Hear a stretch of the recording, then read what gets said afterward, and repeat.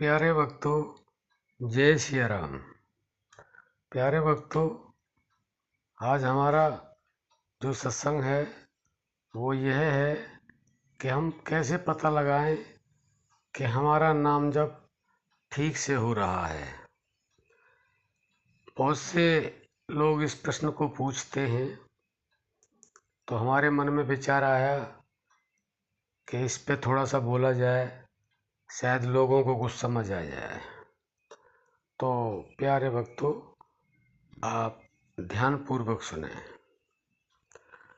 देखो, जो नाम जप है ना, वो सर्वोत्तम है हमारे इस संसार के लिए भी और अलौकिक संसार के लिए भी। नाम जप से इस लौकिक जगत के कार्य भी बनते हैं और परलौकिक जगत के भी।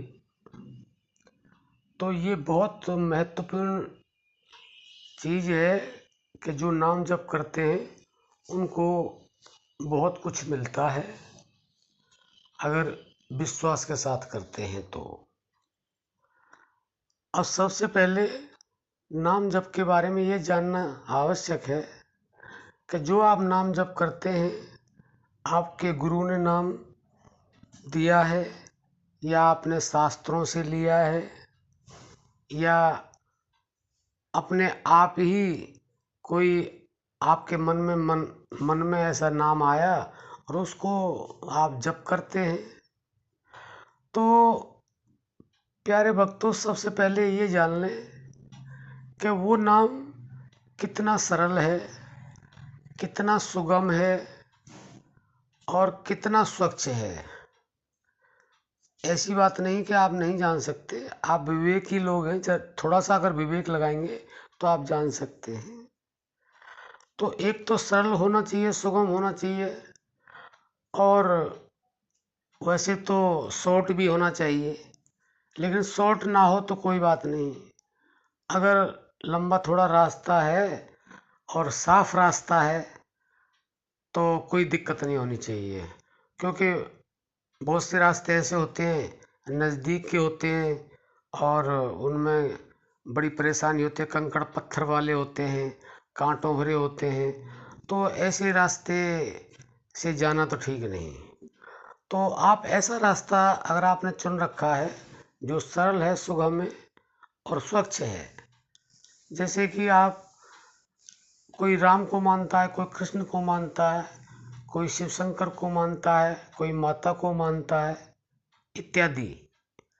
तो जो नाम आपको सुलभ है और जो आपको अच्छा लगता है, और अच्छा ही नहीं, जो आपका मन उसे पकड़ता है, यानी कि आपका जो विश्वास है उस नाम के अंदर हो, चाहे आपको गुरु ने बताया हो या आपने खुद जाना हो या आपने कहीं पढ़ा हो, तो वो नाम उस तरह का अगर है जिसका आप नाम जप करते हैं कि वो आपके मन को छूता है, यानी कि मन आपका उसको पकड़ता है, उसमें आपका मन लगता है, तो वो सबसे सर्वोत्तम नाम है।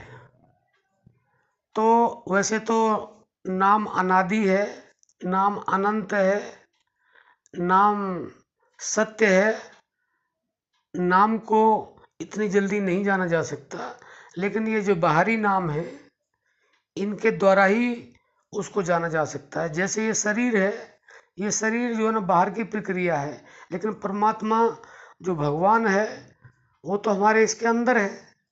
ऐसे ही नाम के अंदर नाम ही होता है, और जब तक हम उसका अभ्यास नहीं करते हैं और पूर्ण साधना पर नहीं पहुंचते हैं तो वो नाम अंदर से निकलता नहीं है।